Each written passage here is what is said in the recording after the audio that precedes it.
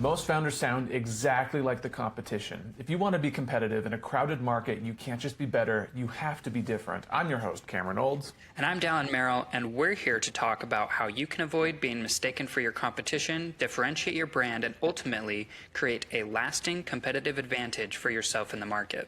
Welcome to Differentiate or Die.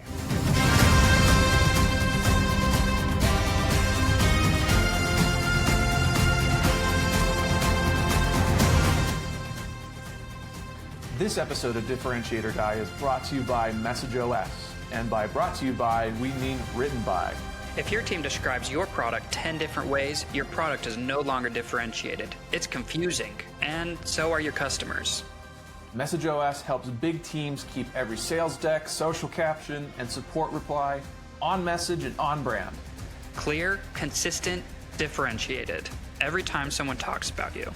See how it works at protagonistcomms.co.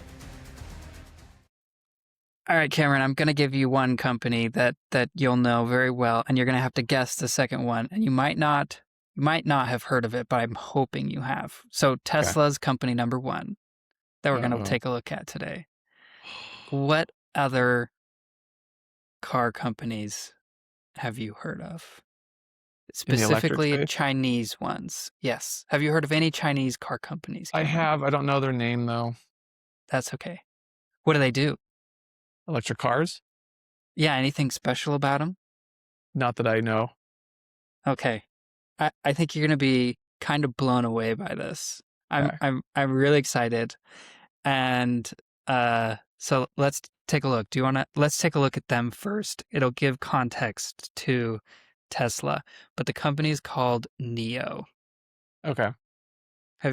Does that even ring a bell at all? Okay. It doesn't. But I'm excited.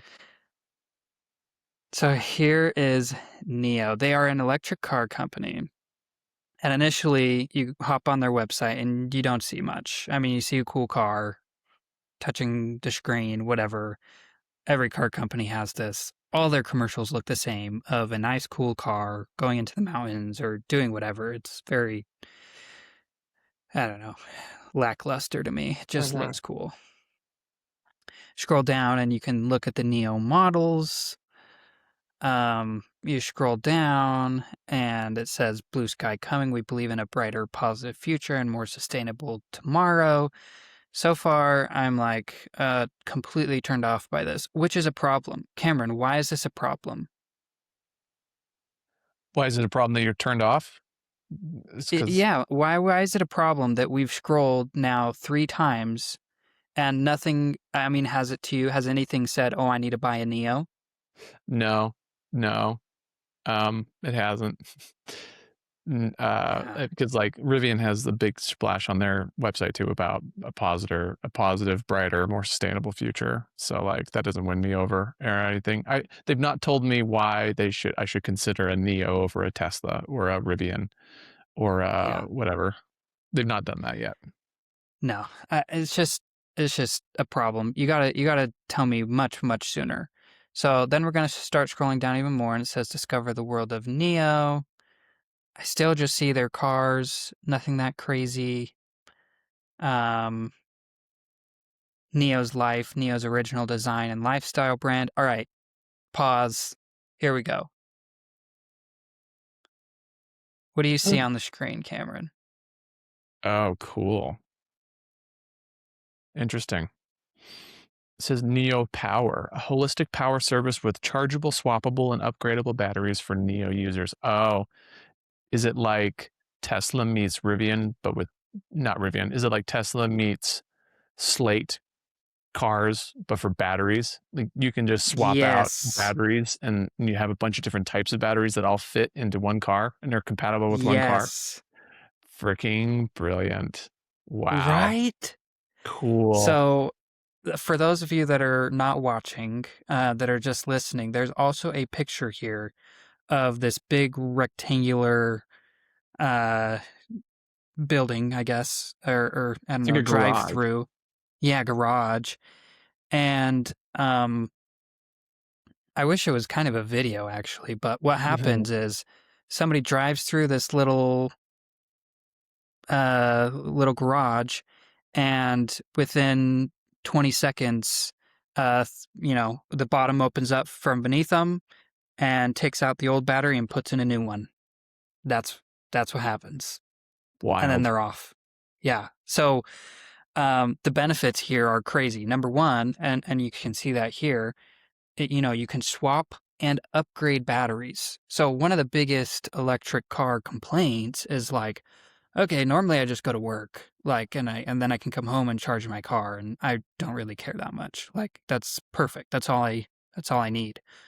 But what if, like, I'm not going to buy an electric car because what happens when I want to go all the way down to St. George, Right. Like, I can't take my electric car, so I'm not going to buy that. I'm not going to buy an electric car because I don't need that.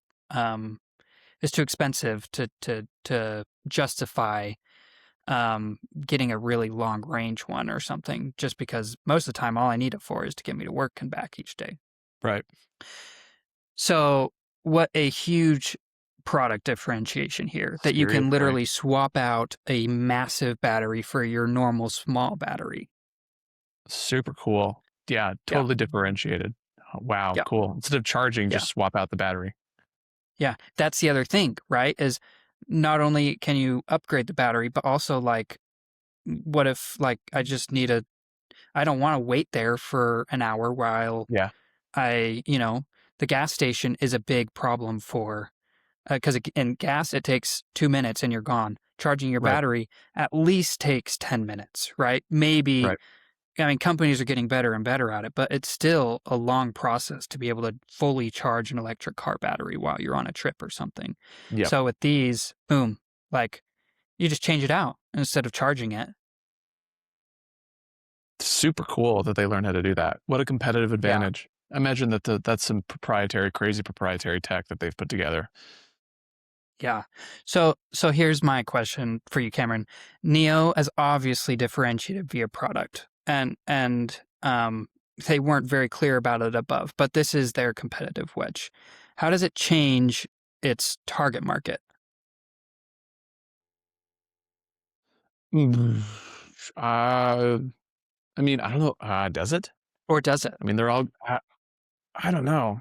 I mean, they're definitely building towards the people who care about the environment, so the tree huggers. But like every EV is gone after those guys, at least as a competitive, at least as a wed, for a long time. I suppose you could go after like long haulers, like if they could figure out how to do this with trucks, that would be crazy. So that you could go after a whole new, like you could go after freight and trucking as a differentiated target audience with this as well. If they could figure out how to do it with trucks, which I don't think they have. It looks like it's all SUVs and stuff so far. But maybe they could go after like road trippers, or maybe it's not a different target audience. They're just communicating the fact that they've solved a really particular problem inside the electric vehicle space, which is, the long wait times to charge and the maybe that doesn't solve that problem. But yeah, the long wait times to charge. And if they had these all over the place, like Tesla chargers, then like you wouldn't have to worry about, stopping for gas, or am I going to run out of juice in the middle of nowhere, Las Vegas, Nevada, and not be able to charge my car, Yeah. I think the target market I kind of had in mind was more budget friendly EV users, because the problem with like the upgradable batteries to me feels like the only people who actually care about that are people who are budget, like who can't pay for the car that has a massive battery in it all the time, right? Because like Tesla is well known for having some of the best range of cars. And so, like, if you really want a car that can go really, really far on a battery to go down to St. George, for example, you have to get a Tesla, right? Neo now can come in and target a different market that can afford a different type of car because of this. I could be wrong there, but that's kind of what I kind of saw. No, I think Yeah. I think No, yeah, I think it's a great perspective that I didn't even catch. Yeah. So I don't know, really cool. Also, side note, the only reason they can do this is because China puts tons and tons and tons of money into their electric car companies, like that country does, and so they're really innovating really, really quickly, way faster than Tesla can because I don't know, China does that for their car There's companies right another now. differentiator, is But they're backed by the Chinese Communist Party. yes, and you can't buy them in the U.S. The U.S. has banned that, but whatever.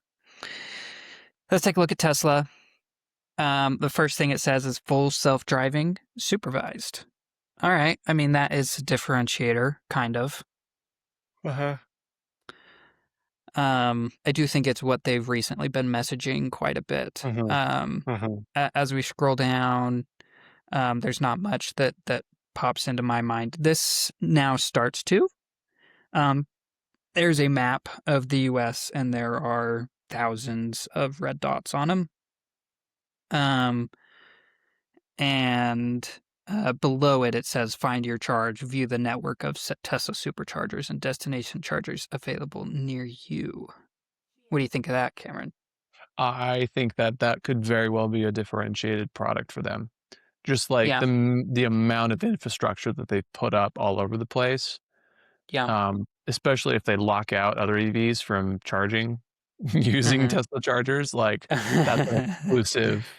That's an exclusive good that they've got. That's a high barrier to entry, is putting out all that infrastructure.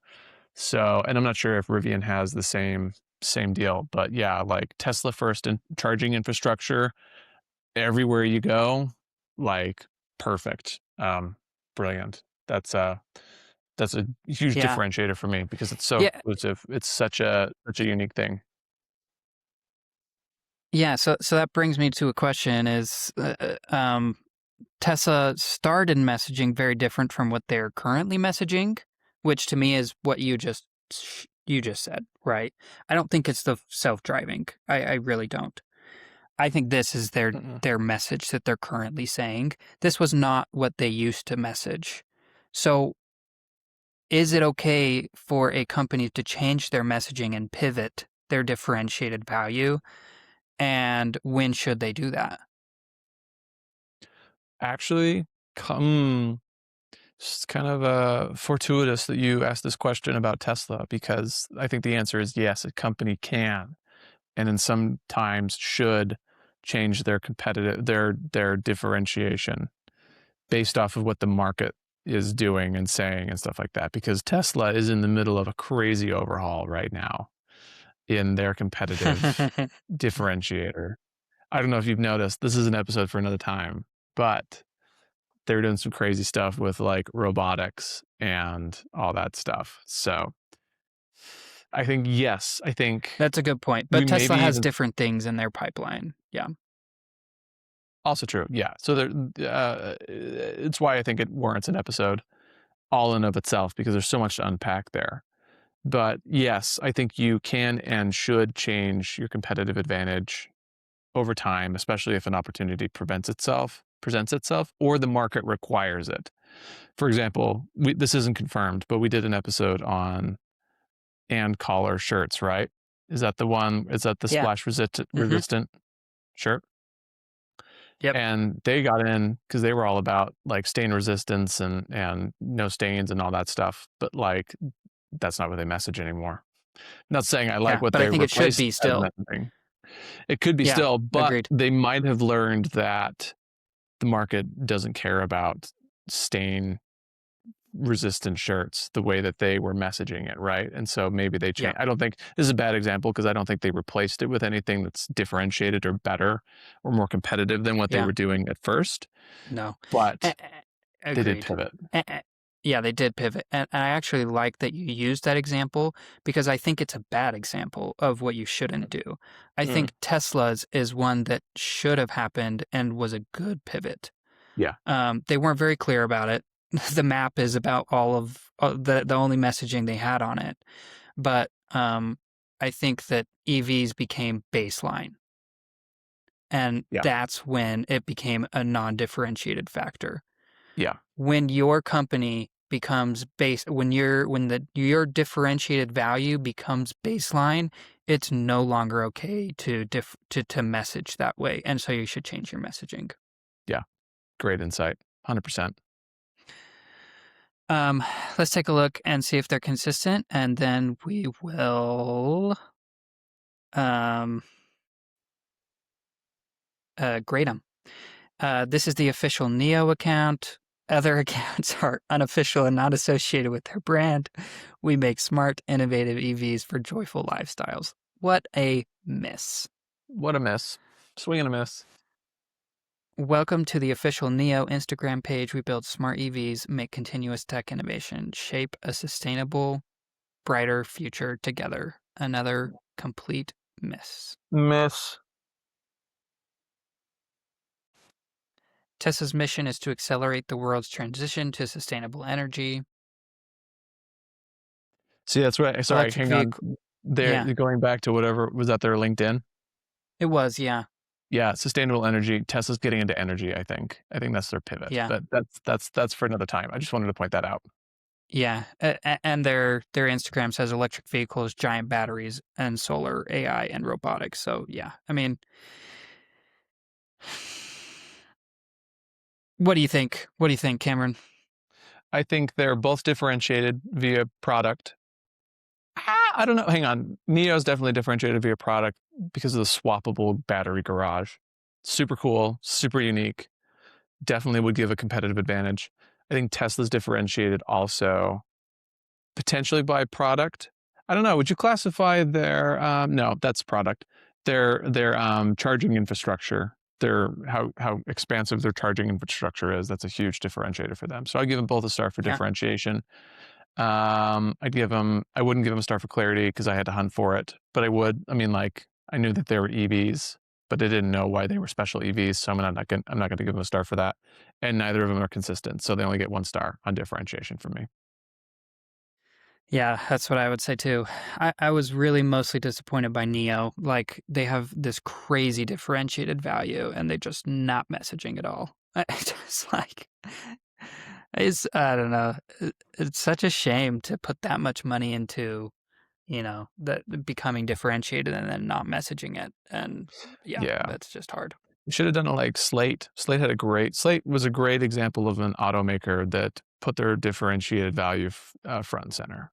Neo would definitely do well to look at what Slate did from a messaging perspective and copy it, because it was still to this day probably one of the best examples I've ever seen of communicating differentiated value.